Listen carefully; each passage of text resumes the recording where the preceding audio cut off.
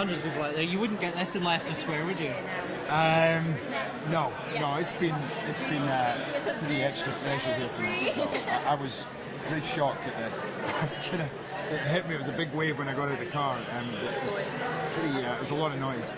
As a Glasgow boy or a Paisley boy, even, what does it mean to you to get this reaction here? Incredible. I've never. The last premiere I did here was for Dear Frankie, and that was actually in Edinburgh. So to be able to come home and do. Will you shut up? I'm doing an interview. To be able to come back to Glasgow, which is where I'm from, and to realise the excitement that's come about a premiere going on here, but about the film, and then to come back and see that amount of people outside and that excitement in the crowd. I mean, it's couldn't ask for more than that. This is still the city I remember roaming about as a little boy. Suddenly they're back, and even my buddies were in the crowd, and they're all looking at me. And some of them went through, I studied law with, or I went to high school with, and they've never seen this, so they're kind of looking, going, "What is this going on?" And it's nice. If you could go back and tell Gerard Butler, that student at Glasgow University, about what was going to happen to him in the future, what do you think he would have made of it back then? I would probably have run the other way. I'd be like, who is this crazy? But it'd be me. So I'd go, well, that's weird.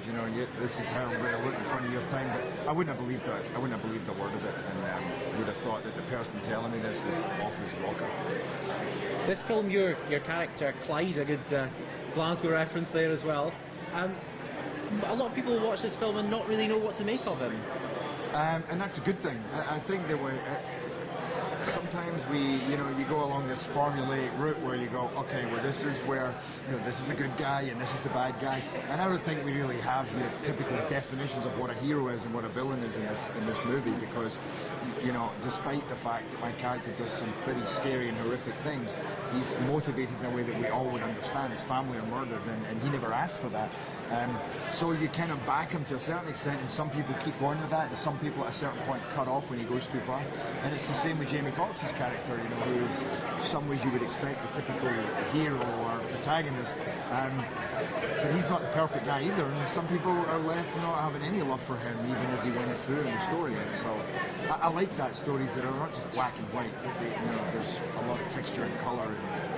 How different was the experience this time, because this is your film in more ways than just being in it? It was very intense. There was a lot of pressure trying to do both.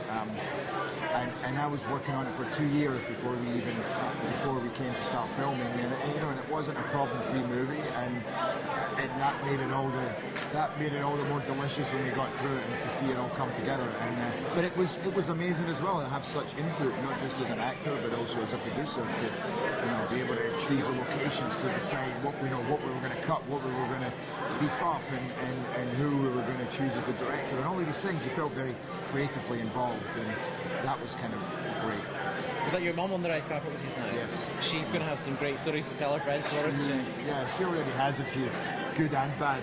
But this is a very special night for her, and she has so many of her friends coming, as do my brother and my sister.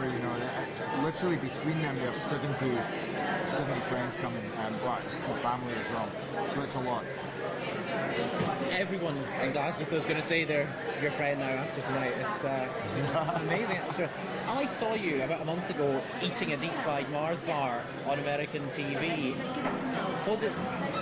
That must have given you pride to take a iconic bit of Scotland to the Americans like that. Yeah, it was cool. It was on Bonnie Hunt, and it's so funny, whenever you celebrate something that's completely Scottish, or the Americans talk about something that's completely Scottish, you feel very proud, even though it was about a fried Mars bar, which is maybe not the healthiest thing. But I'd actually never had one before, so it was so tasty. In fact, I asked for a second one, and they'd made about 3, so I asked could I take the second one with me, and I ended up being so sick. But it was fun because the crowd loved it, and it's an interesting experience having a fried Mars bar. Okay, thanks for joining us. Happy birthday as well. Thank you.